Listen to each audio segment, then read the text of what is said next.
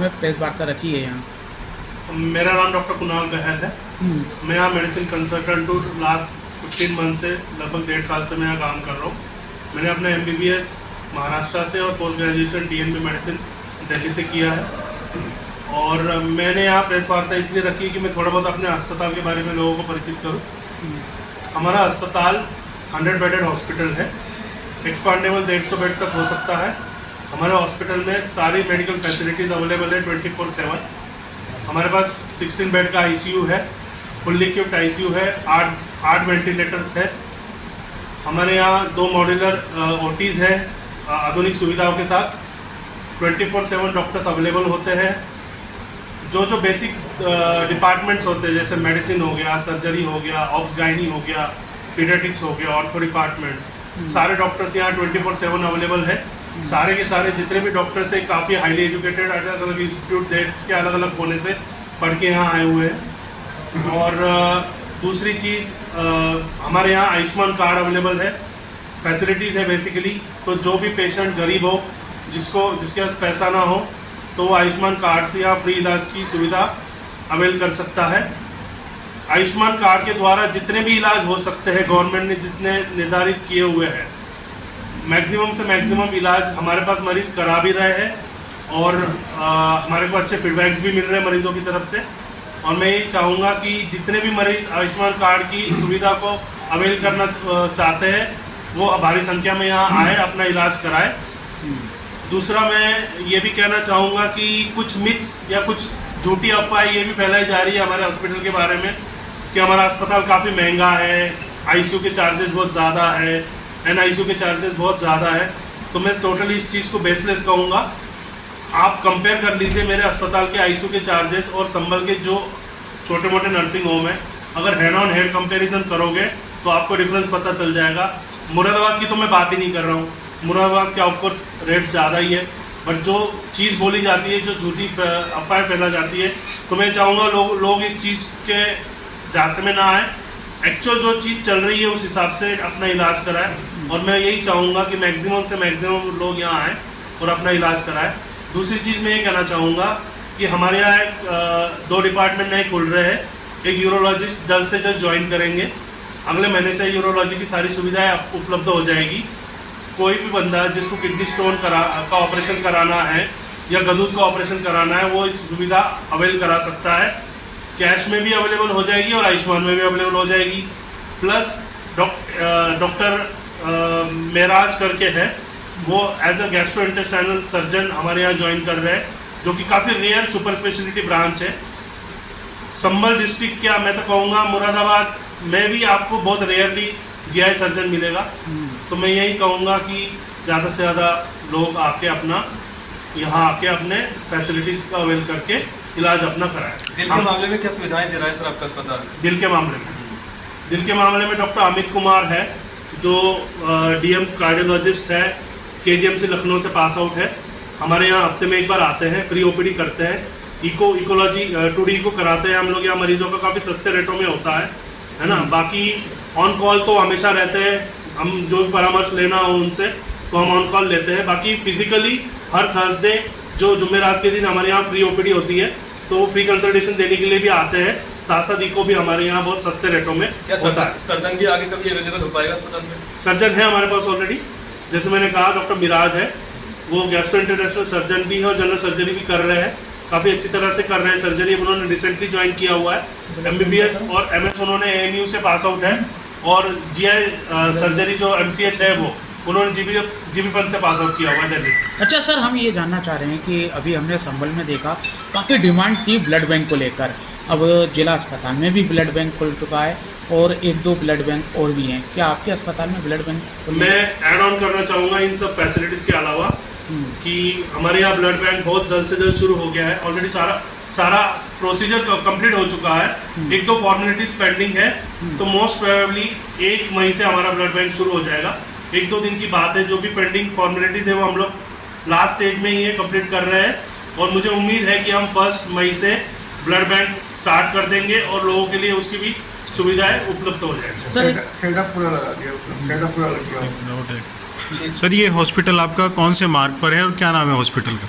हमारे हॉस्पिटल का नाम है हसीना बेगम मल्टी स्पेशलिटी हॉस्पिटल, जो चंदोसी रोड संभल पे है। सर एक छोटा सा सवाल है, अभी आपने भी देखा होगा कि अधिकतर दिल की बीमारी जो है वो काफ़ी भयंकर होती जा रही है, अटैक की समस्याएं ज़्यादातर आ रही हैं। अभी हमने देखा है कि अमरोहा में 16 साल के बच्चे को अटैक आया, तो ये जो सिस्टम है ज़्यादातर युवाओं में जा रही है, क्या संदेश देना चाहते हैं? देखो, मैं यही कहना चाहूँगा कि इसमें हमारी जो डाइट और ये सब चीज़ें होती है बहुत ज़रूरी है। हम अच्छा एक डाइट रखें, हेल्दी डाइट रखें, क्योंकि पहले ज़माने में जितना हेल्दी डाइट लिया जाता था आज के ज़माने में उतना हेल्दी डाइट लिया नहीं जाता है। साथ में हम एक्सरसाइज भी धीरे धीरे बहुत कम कर चुके हैं। आइडियली हम लोगों को एक्सरसाइज और डाइट पे कंट्रोल रखना चाहिए, क्योंकि अभी जो पहले माना जाता था कि हार्ट की जो बीमारियां है वो ओल्ड एज में, बुजुर्गों में होती है, लेकिन ऐसा नहीं है। अगर आप डाटा निकालोगे तो आज 25-25, 30-30 साल के लड़के को भी, यंग जवान लड़कों या लड़की हो जो भी हो, उनको हार्ट अटैक होते हैं। तो इसका मेन मुख्य कारण तो हम यही मानते हैं कि डाइटरी कंट्रोल रखें, है ना। जो मेन प्रॉब्लम है जैसे डायबिटीज़ हो गया, ब्लड प्रेशर हो गया, कोलेस्ट्रॉल लेवल बढ़ना, इन चीज़ों पे आप सतर्क रहें। डाइट ज़्यादा से ज़्यादा अच्छी तरह से रखें, ऑयली चीज़ें, स्पाइसी चीज़ें नहीं खानी है, एक्सरसाइज मेंटेन रखनी है, रेगुलर वॉक रखना है। तो मैं तो यही कहूँगा आजकल के युवाओं को कि अपना वेट कंट्रोल रखें, डाइट अच्छी रखें, एक्सरसाइज रेगुलर करते रहिए और अपने आप को मॉनिटर करते रहिए। ठीक है। ऐड ऑन करना चाहूँगा, जैसे हमारे यहाँ डॉक्टर अमित आते हैं हफ्ते में एक बार, जैसे मैं आपसे कह रहा था।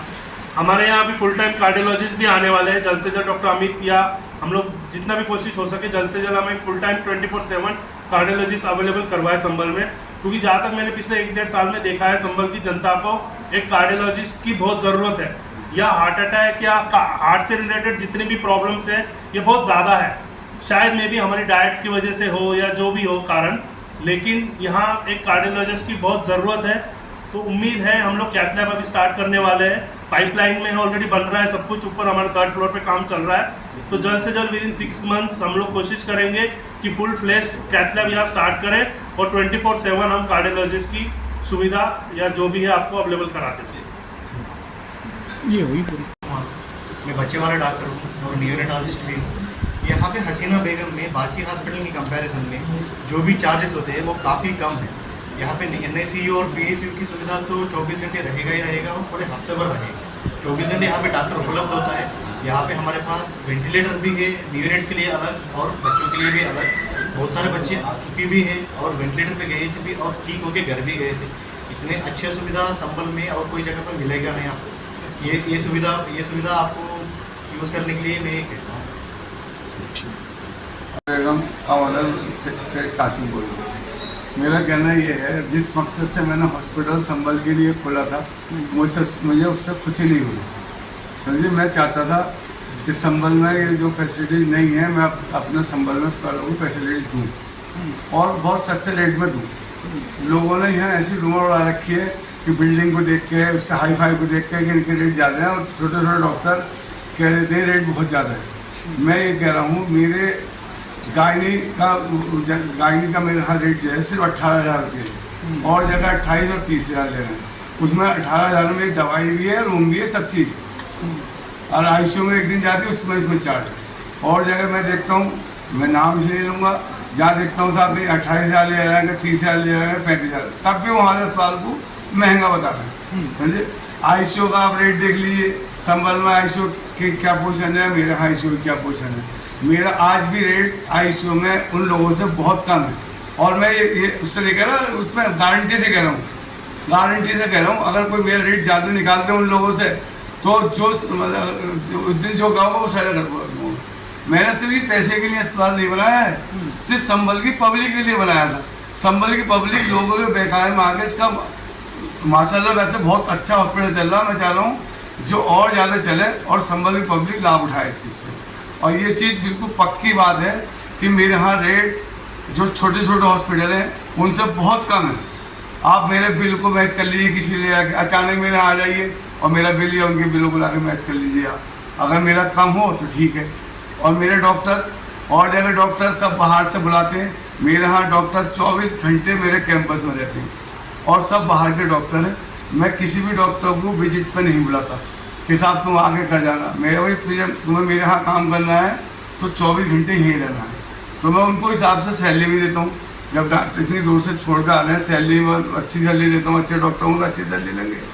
और जगह आप, मैं तो आपसे ये रिक्वेस्ट करूँगा, सब लोग बोलो कि हसीना बेगम में जाएँ और उसका फ़ायदा उठाएँ, और रेट पे कंफ्यूज न हो। रेट बहुत कम है, और लगा तो और भी कम कर दूंगा मैं चाहता हूँ संबल पब्लिक को फ़ायदा पहुँचे बस। शेख जी, मिडिल क्लास के जो लोग हैं यहाँ आपके पास आते हैं हॉस्पिटल में, तो क्या आप सहयोग करेंगे? मैं उनको जगह मुझे लगता है कि भाई इसको नहीं है तो मैं डिस्काउंट करता हूँ, उनके लिए बराबर करता हूँ।